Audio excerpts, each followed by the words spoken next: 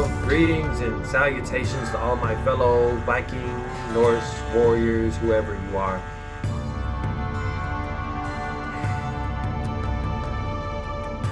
Have you ever found yourself, feeling like you're at the bottom, feeling like, what am I doing here? And feeling like no one understands you. And then suddenly you come across that one unlikely friend, that when you see that unlikely friend, you see yourself, well, that's kind of what happened to me.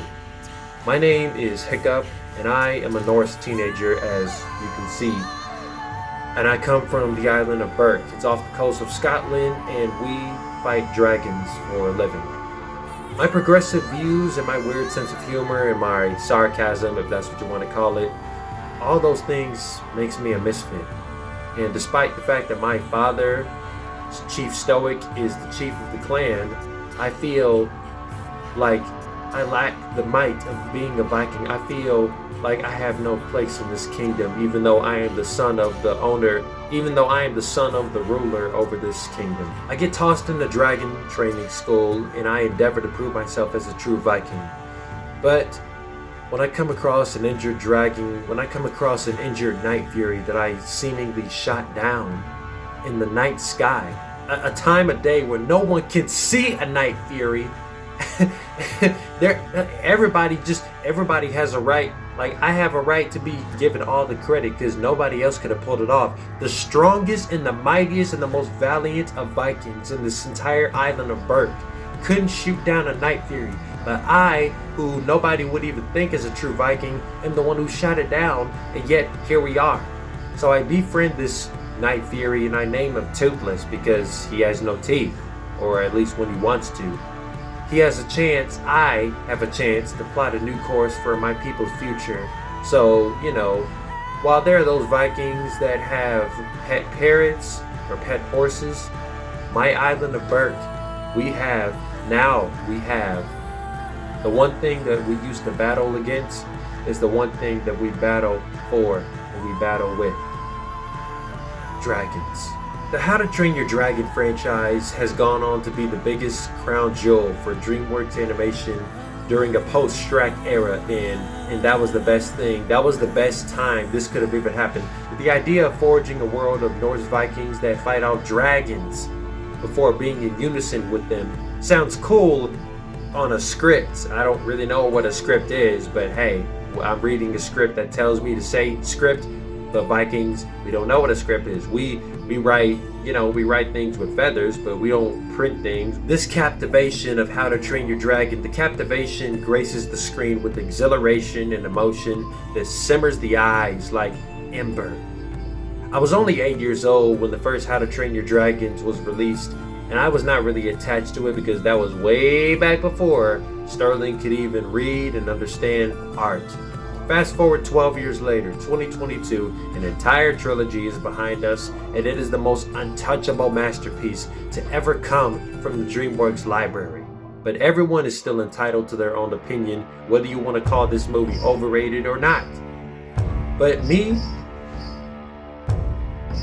I cannot decipher what made How to Train Your Dragon so sufficient while watching it. But I slowly began to put together the pieces as to what makes it such a character-driven masterpiece of an animated film. Whenever there are no dragons on screen, and before Toothless came into the picture, even before I met Toothless, How to Train Your Dragon just felt like an off-kilter take on Brave. Pixar's Brave, it was like the 2012 picture where it was Scottish warriors and the warrior princess was the protagonist.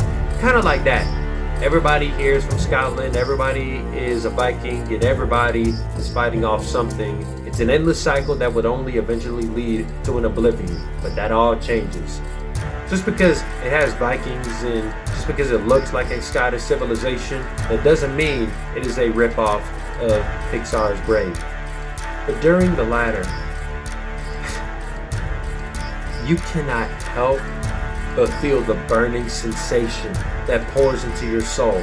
And I'm not talking about the fire bursting dragons. I'm talking about this effect that sets your heart on fire and fills it up to the brim like it's overflowing with heat.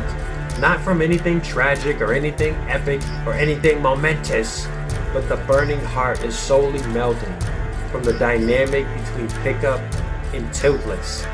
This aids the film as a passive tool in its storytelling rather than being the product of it. The relationship between Hiccup and Toothless becomes the cornerstone for not only the original, but if you have seen the entire trilogy, you know that this would be the backbone for why this trilogy absolutely worked. You understand why this relationship becomes the pillar that keeps this whole series, that keeps this continuous story high and stable and so narrow. For Toothless, he is a special type of dragon breed called a night fury, as I've said. A night fury is essentially like, think of the scariest bat you'd ever see fly at night. Fast, their wings flap in like hella milliseconds, and they're unseen. They're like a ghost at night, and they never miss when they shoot fireballs, and their fireballs are blue, which is the hottest level of fire. That is like the core of any type of heat you've ever seen. Blue fire is hotter than red, orange, and yellow fire, and I'm lucky to have this dragon on my side. The design is such a sleek and uncanny resemblance to a bat that there was no better time of day for this creature of the night to be a predator. The design of every dragon, by the way, the design of every dragon in this film is an incredible discernment from the pink dragon of the Shrek franchise, so that you can tell what is fantastical versus what is mythological. Because this is Norse mythology we are living in. This is Norse mythology, a Norse mythological time that I come from. But I, Hiccup, am essentially an outcast that gets overlooked and thrown under the Viking ship, being deemed useless and unworthy. Okay, I mean, what did my father expect? My father is one of those fathers that scowls every time he just sees me. He's like, oh, I was not expecting such a scrawny kid and a skinny kid. I was expecting 60,000 pounds of testosterone with a side of muscle. That's not me. I'm sorry. The unstoppable force that is Toothless gets torn by the supposedly immovable object that stands in everyone's way. And that is when the unlikely friendship is born. But something grand manifests out of this one mishap than just a bond. Hiccup and Toothless help to synthesize each other from where they're at, with both feeling broken. Like when I looked into the dragon's eyes, when I looked into the eyes of Toothless, I saw myself, and not just in the reflection of his eyes because he was up close like this, he was about to eat me. But when I looked into the eyes of this lost dragon, I saw that I was lost too.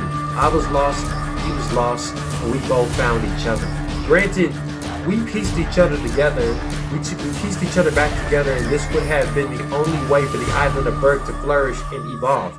Because my father, Chief Stoic, makes aware early on in the film, the extinction of the island is inevitable, and there is a high probability for this to happen as long as dragons are existing. Or, as he puts it, if we don't finish them, they will finish us.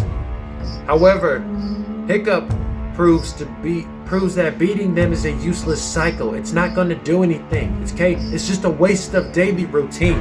We get up, we feed the sheep, then we eat the sheep before the dragon takes them away, and then we fight off the dragons until we cannot get burned off. We basically try to keep ourselves from dying at the hands of the dragon before eventually waking up the next day to do the same thing over and over and over again. It's time for a change. It's time for a new trajectory. It's time to repent from this curse.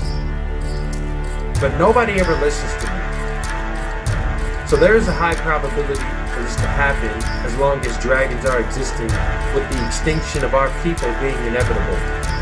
However, I proved that beating them is a useless cycle, but rather trying to bond and tame the dragons is the best way to not only forge a fresh coexistence, because we can coexist with the dragons because there's a bigger dragon beyond our understanding that we don't know about, and only the dragons can stop.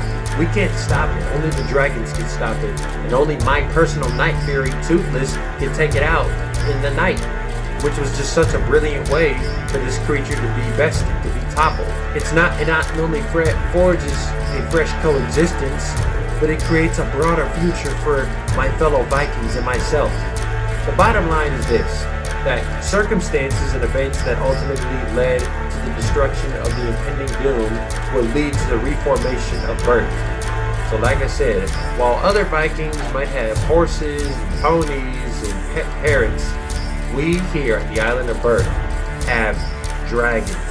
Rotten Tomatoes gives it a 99% recommendation, which was very accurate because there was a 99% chance I was going to love this movie in the first place. There was a 99% chance that this movie was going to be fire.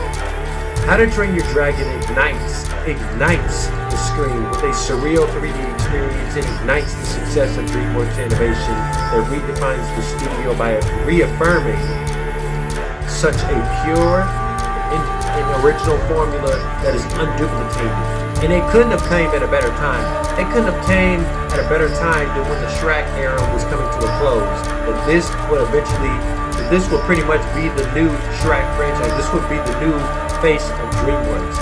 Toothless is the new face of the DreamWorks franchise because he flies high.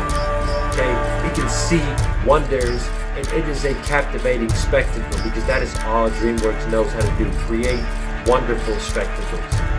So for that, it deserves 9 out of 10. That is all I have to teach you about How to Train Your Dragon.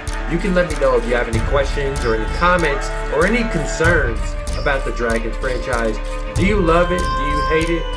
Is it fire, or has the fire simmered down for you? You can let me know what you think in the comments below, and I'll see you all next time when I and Toothless fly by.